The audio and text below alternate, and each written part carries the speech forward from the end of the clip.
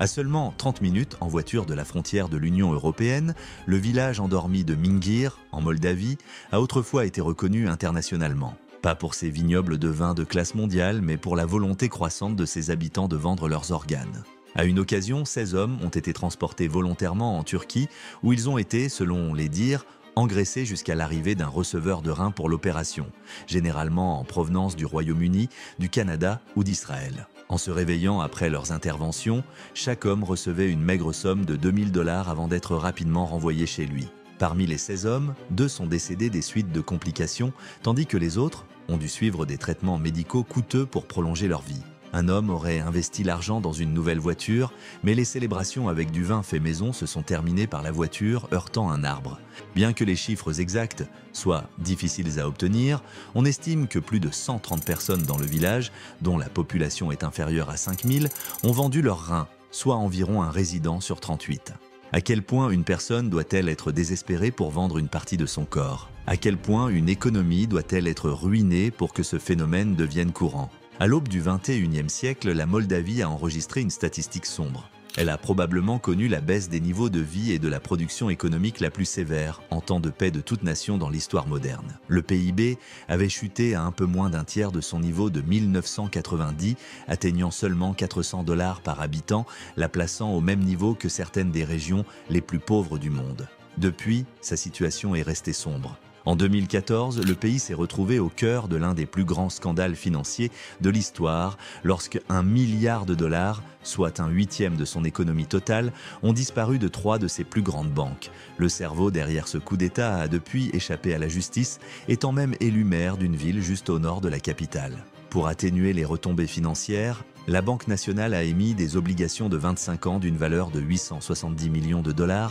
ce qui signifie que le peuple moldave, déjà le plus pauvre d'Europe, continue de supporter le fardeau financier de ce scandale jusqu'en 2039. Mais cela n'a pas toujours été ainsi. Autrefois une composante relativement prospère de l'Union soviétique, la Moldavie était une puissance agricole qui se spécialisait même dans la fabrication de haute technologie pour les applications aérospatiales et militaires. Ses citoyens bénéficiaient d'emplois stables, leurs enfants avaient accès à une éducation de qualité et la Moldavie était même une destination de vacances prisée par les élites soviétiques. Aujourd'hui, parmi les pays qui suivent de tels chiffres, seule la petite île de Tuvalu, d'une superficie de 25 km², accueille moins de visiteurs chaque année.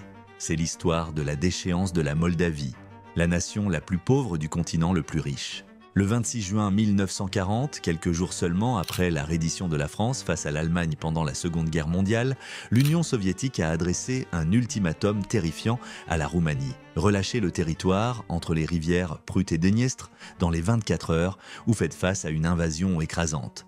Les soviétiques ont justifié cette demande en affirmant que la Bessarabie, le nom de la région ciblée, était habitée en majorité par une population ukrainienne. Ce n'était pas le cas. En réalité, la Bessarabie, constituant historiquement la moitié orientale du principauté de Moldavie et principalement habitée par des Roumains ethniques, faisait autrefois partie intégrante de l'Empire russe. Elle offrait un accès stratégique au fleuve Danube et servait de tampon protecteur pour son port le plus important sur la mer Noire.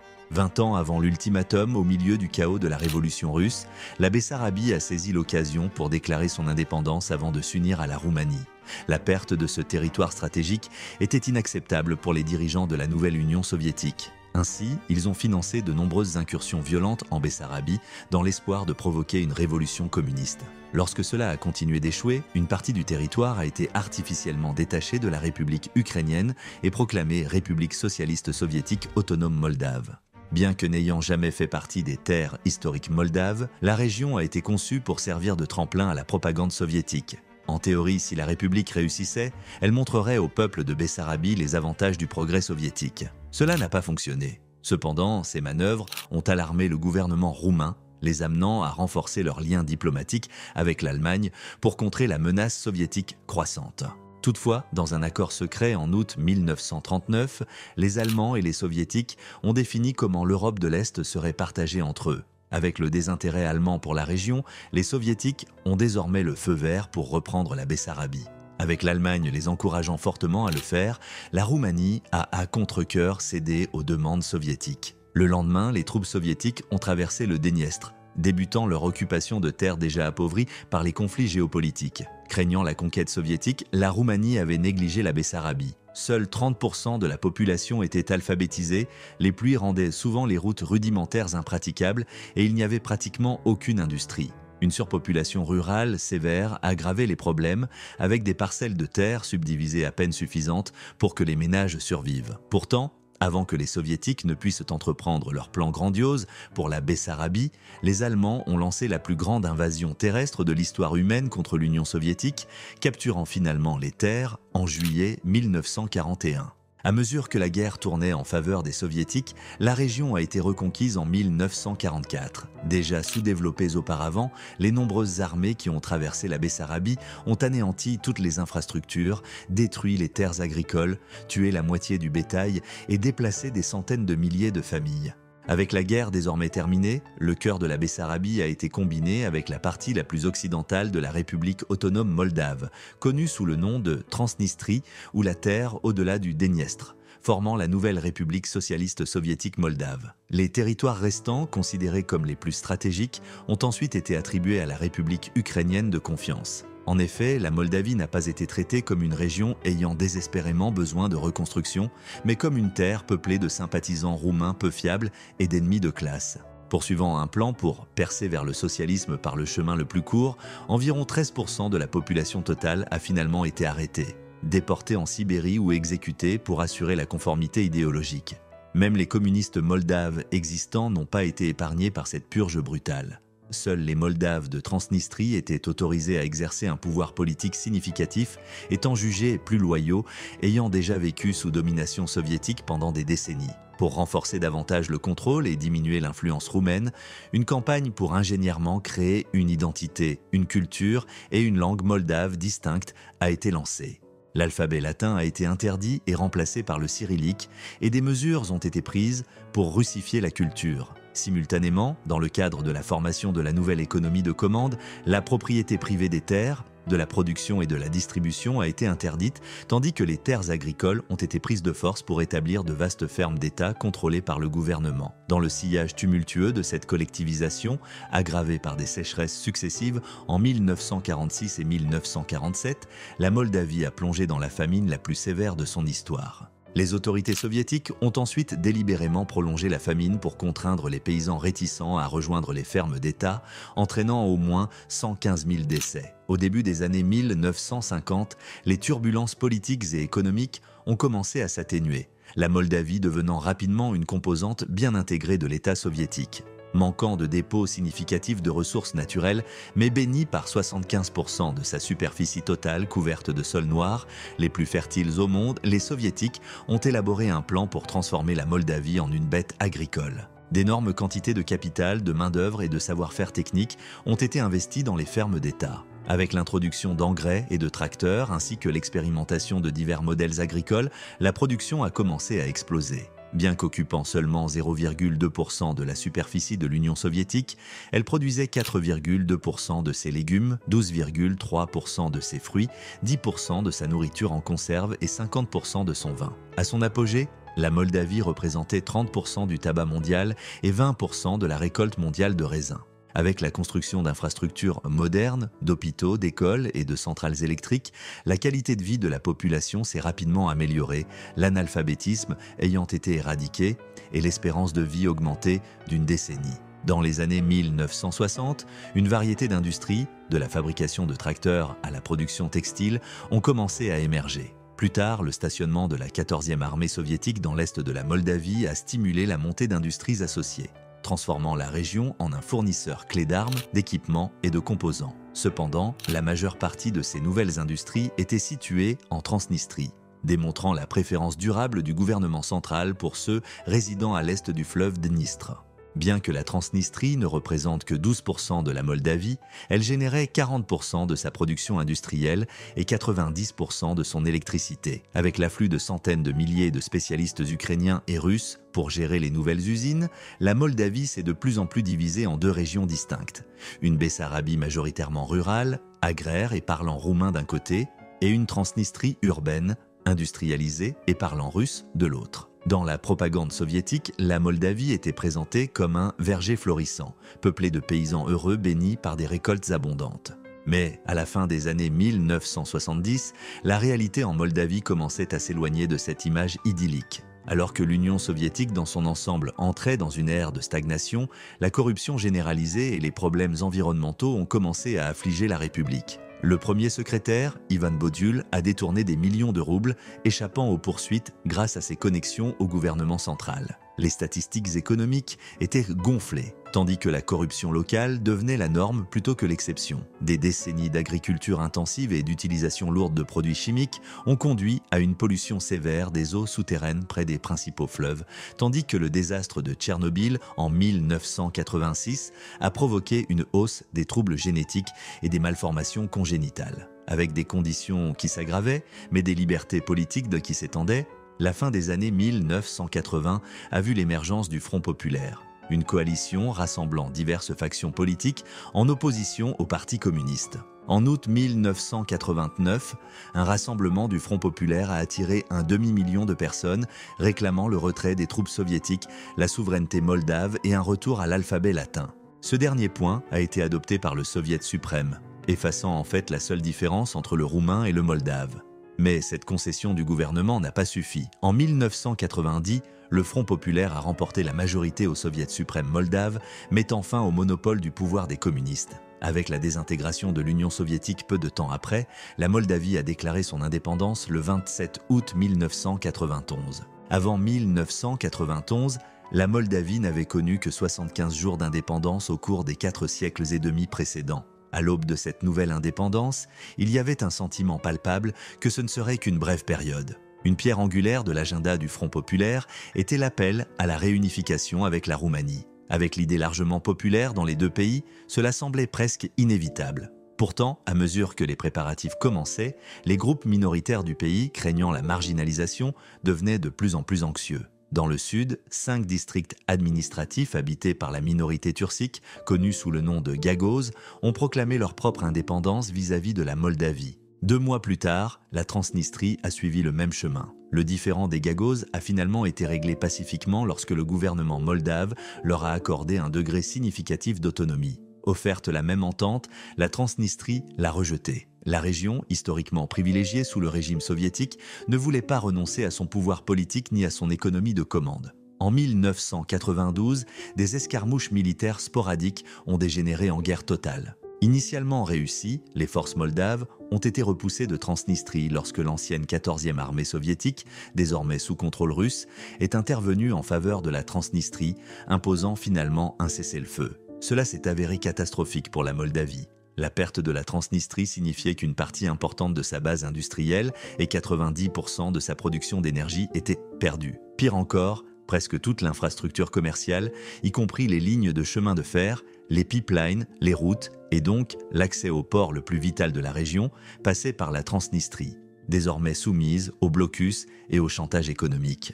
Tout cela s'est produit précisément au moment où le système économique de la Moldavie devenait défaillant. Essentiellement, pendant les 50 années précédentes, l'économie de la Moldavie reposait sur l'exportation de ses produits agricoles vers le reste de l'Union soviétique, tout en recevant des matières premières, du carburant et des financements pour ses services publics à très bas prix. À l'indépendance et sans ressources naturelles substantielles, la dépendance de la Moldavie à ce flux de marchandises a persisté. Mais désormais, il s'agissait de commerce international plutôt qu'interétatique. Cela a introduit de nouvelles taxes, des douanes, des réglementations chronophages et bien sûr, les complications avec la Transnistrie. Mais surtout, cela signifiait que la Moldavie ne pouvait plus obtenir des intrants à des prix inférieurs à ceux du marché mondial. En seulement 1 an, le coût d'importation de l'essence et du gaz naturel a quintuplé, tandis que les importations de charbon ont décuplé. Pourtant, des décennies de prix de l'énergie subventionnée avaient laissé la Moldavie avec des usines, des services publics et des fermes extrêmement inefficaces énergétiquement. Par conséquent, l'indépendance moldave a rendu presque toute l'économie invivable presque du jour au lendemain. Le PIB a chuté en moyenne de 12,9% par an pendant 8 années consécutives. L'inflation a grimpé jusqu'à 2000% et à la fin de la décennie, les exportations et les salaires réels n'étaient plus qu'un quart de leur niveau de 1990. À mesure que les revenus gouvernementaux s'évaporaient, les dépenses devaient être drastiquement réduites. En 1998, les dépenses annuelles par habitant étaient tombées à 20 $ pour la santé, 31 $ pour l'éducation et 18 $ pour la sécurité sociale. Et malgré ces mesures d'austérité, l'économie en déclin, couplée à l'évasion fiscale généralisée, a fait exploser la dette nationale.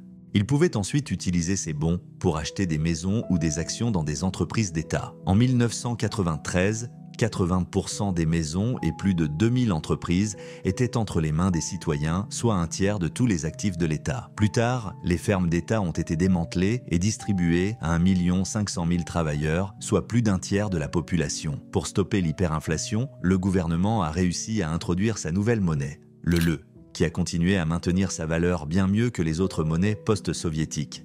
Mais juste au moment où il semblait que l'économie avait touché le fond, elle a été confrontée à un autre choc externe. En août 1998, la Russie a fait défaut sur ses dettes, déclenchant une grave crise financière et une récession économique. La Moldavie, bien que désormais indépendante de la Russie, avait peu diversifié ses échanges commerciaux avec elle. 68% de toutes les exportations moldaves se destinaient encore à la Russie à la veille de la crise.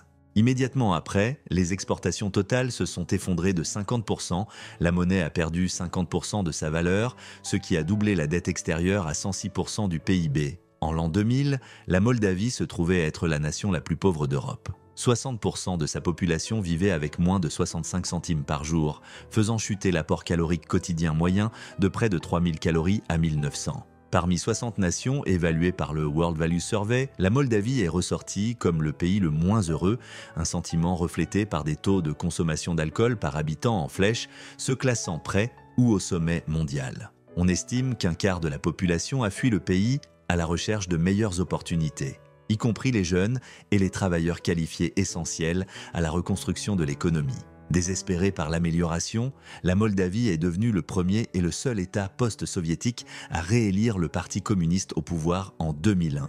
Obtenant 50% des voix et 71% des sièges parlementaires, les communistes, sous la direction de Vladimir Voronin, visaient à réaligner le pays avec la Russie. Cette démarche était motivée par l'espoir de résoudre le problème de la Transnistrie et d'obtenir de meilleures conditions commerciales. Les négociations avec Poutine concernant la Transnistrie avançaient initialement bien, les deux parties parvenant à un consensus sur les termes. Cependant, à la veille de la signature de l'accord, des manifestations internes et des pressions de l'UE ont contraint Voronin à se retirer de l'accord. Poutine a réagi en retirant tous les engagements futurs de retrait des troupes russes de Transnistrie, où elles restent à ce jour. Incapable de se rapprocher de la Russie, Voronin s'est réorienté vers l'Ouest, exprimant des désirs d'intégration à l'Union européenne, une perspective considérée par beaucoup comme impossible à l'époque. Néanmoins, la rhétorique a aidé à sécuriser une autre victoire communiste lors des élections de 2005. Lors de son second mandat, le Parti communiste a étendu son contrôle sur la société moldave. Les journalistes